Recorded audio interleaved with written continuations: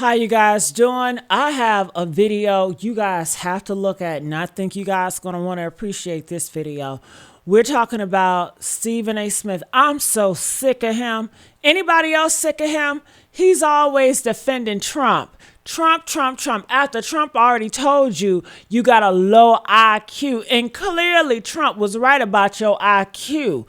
But see, he done did too much, right? When he tried to criticize Trump about the basketball game. So now they making him suffer like, yeah, you're going to have to lick the boots again. Because you went too far. Yeah, they got to put him back on the strings like a puppet he is. But don't you worry, because D.L. Hughley got on him and humiliated him. And this video shows just that. But I'm so sick of Stephen A. Smith. I know he ain't nothing but a puppet.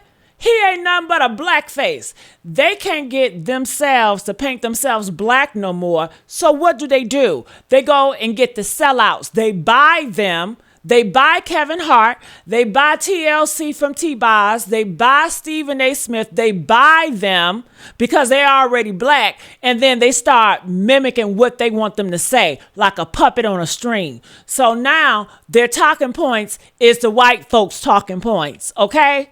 And they already bought and sold. It's the new blackface, okay?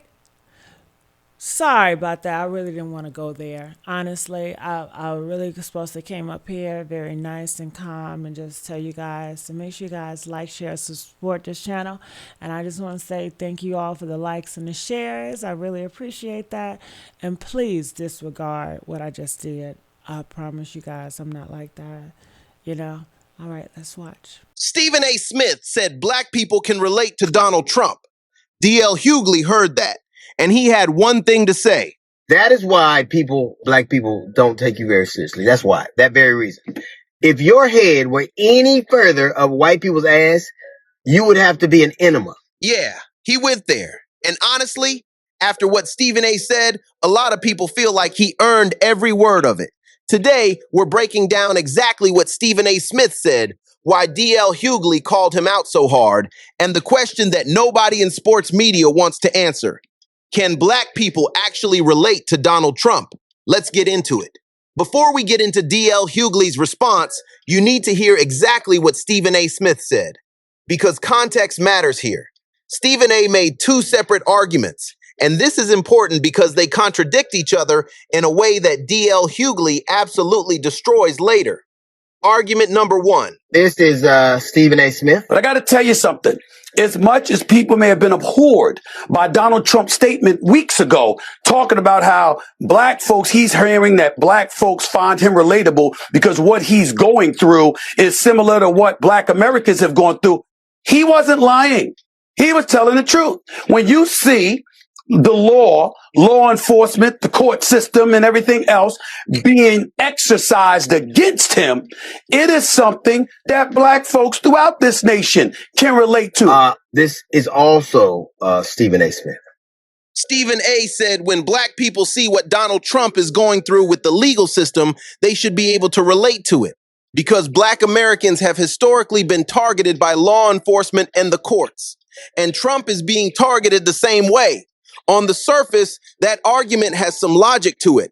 Some people nodded their heads at that part because, yes, the legal system in America has a long and documented history of treating black people unfairly. But then Stephen A. made his second argument, and this is where it all fell apart. Carmelo Anthony murdered Austin Metcalf.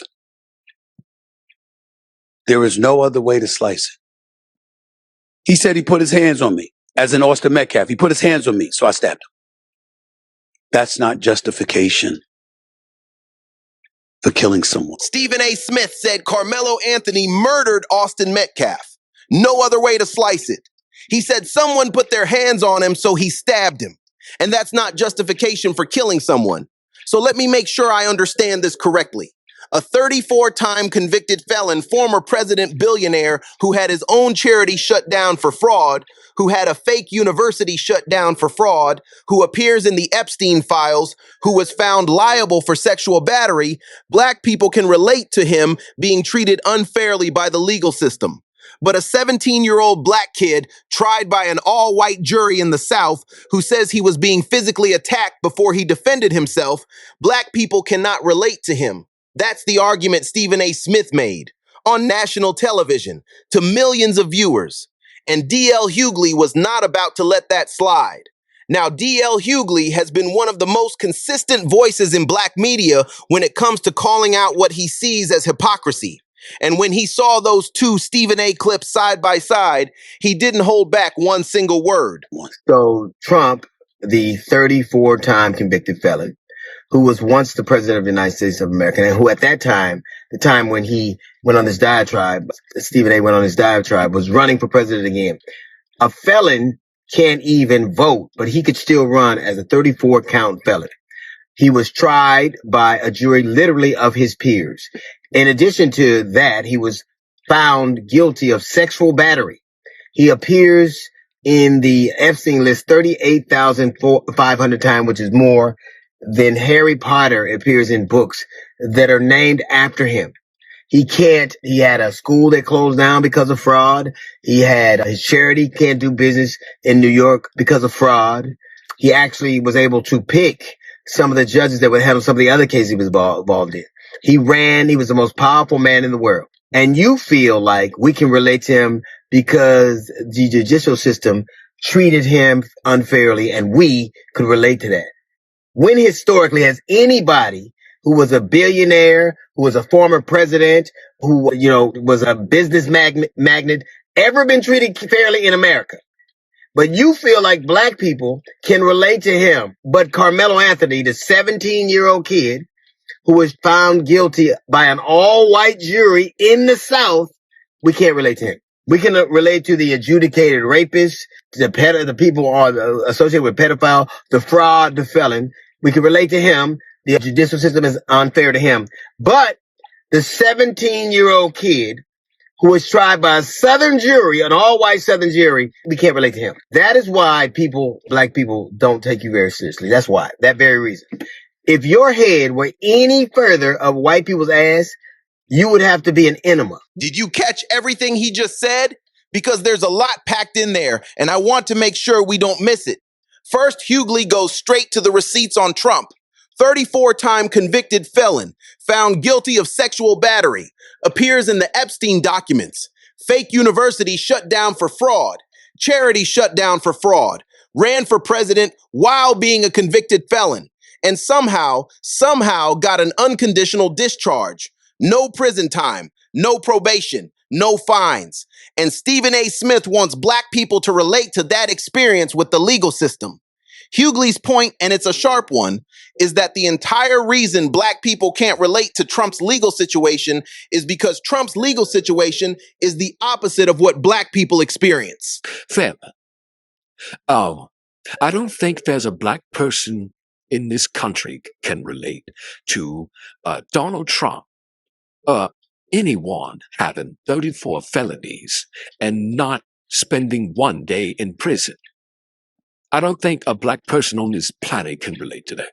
I do not believe that there's a black person on this planet can relate to a judge sentencing them to an unconditional discharge, meaning that they would face, and this is Trump, he faces no prison time, probation, or financial fines, despite his felony status.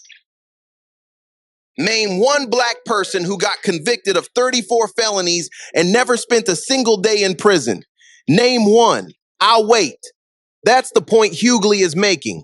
The comparison doesn't work, not even a little bit, because the defining feature of how the legal system treats black Americans is that it comes down hard. Mandatory minimums, overcrowded prisons, years taken away for things white defendants walk away from with community service. Donald Trump got convicted 34 times and went right back to the White House. That's not something black America can relate to. That's the exact opposite of what black America experiences. But here's the part of this conversation that I think hits the hardest, because it's not just about Trump. It's about what Stephen A. said about Carmelo Anthony in the same breath. A 17-year-old kid from Texas who says he was being physically bullied repeatedly by someone bigger than him, who on the day in question says that person put hands on him first. And Stephen A. Smith's verdict, delivered confidently on national television, is that Carmelo Anthony is a murderer. No other way to slice it. He talks about trying to make the connection between black folks and the legal system. Black folks say, yeah, some of the black slogans. Yeah, I can relate to that, man. Legal system do be tripping on us, man. So that's why we need to protect Donald Trump. And then he goes in and double down on Carmelo Anthony being a murderer. Why would Stephen A. be speaking about something like this anyway? I thought he was a sports journalist. I thought he was a commentator or something like that. D.L. Hughley's response to this is worth sitting with. He asks, why is Stephen A. Smith even talking about this? He's a sports journalist, a commentator.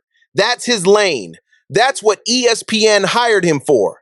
But somewhere along the way, Stephen A. Smith became the go-to voice on black issues for a certain type of mainstream media. And Hughley has a very specific theory about why that happened. I know that ESPN didn't hire him for that.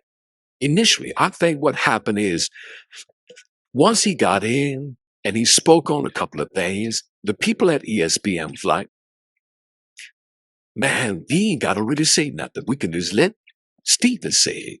Hey, Steve, get in here, boy. Yes, master. Yes, boss. Yes, boss. Listen, from now on, anything we want to say about the blacks, we don't need you to say it. You got that, boy? Yes, boss. Yes, boss. But, one question, boss. Will I be compensated? Well, of course you'll be compensated. We'll pay you well. We always pay the good Negroes well to talk about their own people. Have you looked around? We pay them very well. We pay very well for blacks to throw the blacks under the bus. Just look around. Now look, that's a hard thing to say. That's a charge that's going to make a lot of people uncomfortable. But Hughley's argument is this. When you consistently take positions that benefit one side, when you tell black audiences to relate to a billionaire felon while calling a 17-year-old black kid a murderer, at some point you have to ask whose interest you're actually serving. And that's not a question that has an easy answer, but it's a question that deserves to be asked. Now let's spend some real time on the Trump comparison, because I want to be fair here. I want to steelman Stephen A.'s argument before we take it apart. The argument is black Americans have been historically persecuted by the legal system. Donald Trump is being persecuted by the legal system. Therefore, there's a commonality. There's something to relate to. On paper, that has some surface level logic, but here's where it completely breaks down. Meaning that they would face, and this is Trump, he faces no prison time, probation, or financial fines, despite his felony status. Give me one black person who can relate to that. Anybody ever been through something like that? Is there a black person in the world who's ever been right now living today? Can anybody point to one black person who has been through something like that, had 34 felonies, hell, 10 felonies, 5 felonies, and they spent one day in prison, convicted? Now, I ain't say just having them. I'm not saying accused. I'm saying convicted and didn't spend one day in jail? That don't sound right.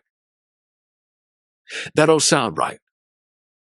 The way the legal system treats black Americans is characterized by severity, by harshness, by sentences that go far beyond what the crime warrants, by judges who don't give the benefit of the doubt, by juries that convict on less evidence. The way the legal system treated Donald Trump is characterized by leniency, by protection, by a judge giving him an unconditional discharge after 34 convictions, by being able to attack the judge on social media and face zero consequences, by ignoring gag orders and walking out of the courthouse to hold press conferences. It was his subsequent behavior throughout his various indictments, Trump routinely launched aggressive public attacks against the judge and the prosecutors. Yeah, and their families. And he was never held in contempt of court. You know, he ignored gag orders. He didn't give a damn. He just did whatever he wanted to do. Judge told him, hey man, don't do that again. And he just did it again. He leave the courthouse and go straight to social media and start bragging the judge. What black person can relate to that?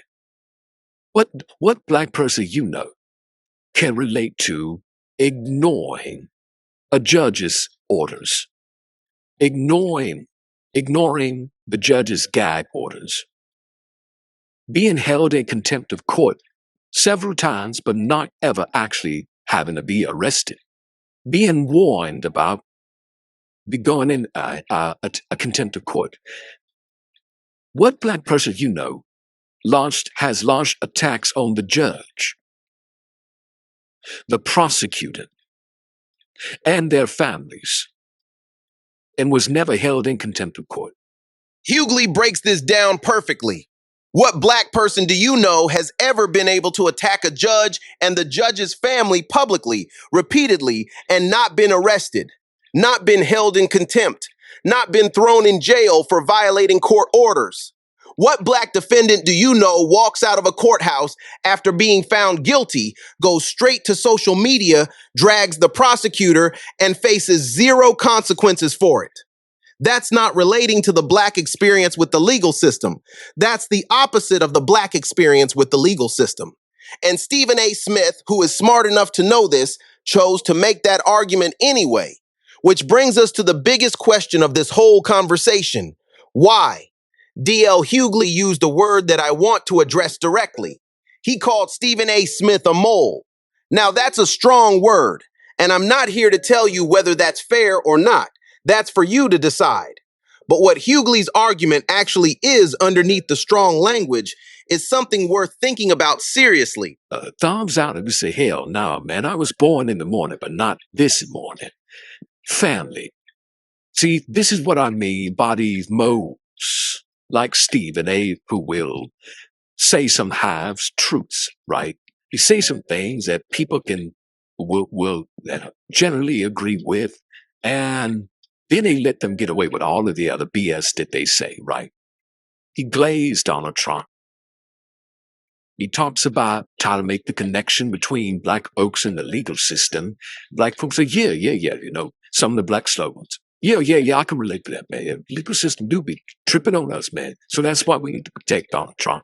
He says Stephen A. operates by saying things that black audiences will generally agree with the stuff that's obviously true, and then using that credibility to sneak in the things that don't hold up. He gets you nodding your head on the legal system stuff. And while you're nodding, he slips in the part about Carmelo Anthony being a murderer. He slips in the part about relating to Trump. And because you already agreed with him on the first part, some people let the second part slide. That's not an accident. That's a skill. And Hughley is saying when you use that skill consistently in one direction, you have to ask who benefits. Stephen is working for Team White Supremacy. He knows exactly what he's doing. But Stephen trying to play both sides of the fence. He thinks his proximity to blackness gives him an automatic pass. And some people do give him a pass just because he's black. But if you take away that color and you look at Stephen A., if a white man was saying the exact same thing that Stephen A. says, wouldn't none of the black, well, just some of them would, because, boy, you got somebody out like that. But most of the black people who mess with him wouldn't mess with him at all. They wouldn't rock with him at all. And I'll go a step further. If Kanye West was white, black people would have been stopped messing with him the moment he said slavery was a choice. They would have never touched him again. But because of that color, he's able to hover above the radar. Below the radar. He's able to go up below the radar. And then Hughley makes a comparison that really stuck with me.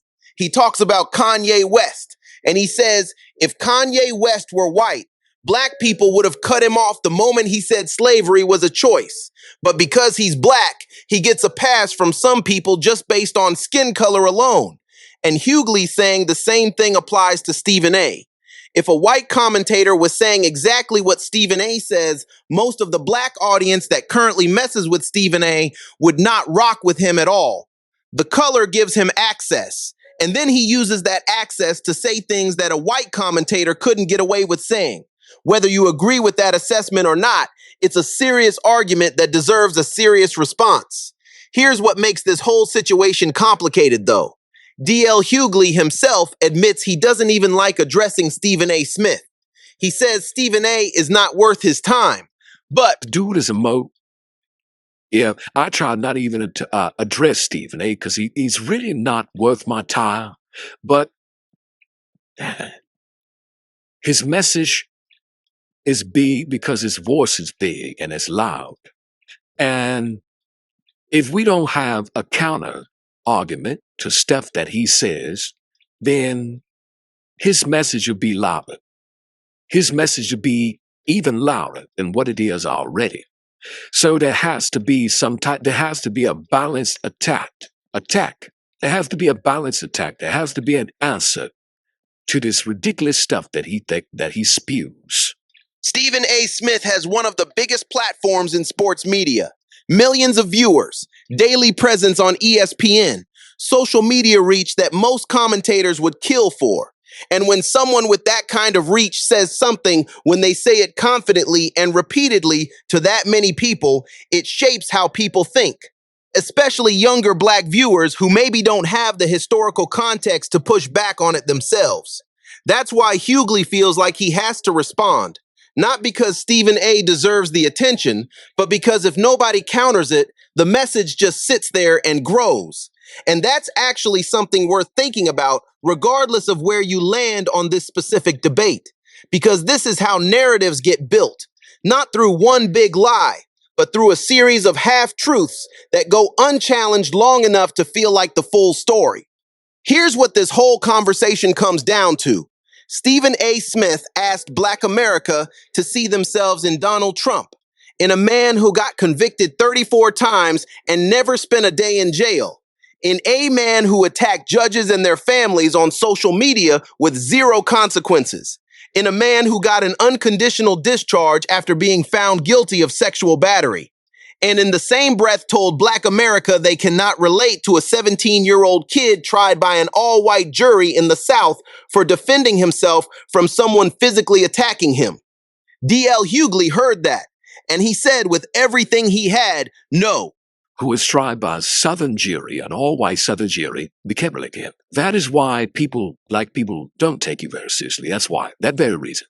If your head were any further of white people's eyes, you would have to be an enema.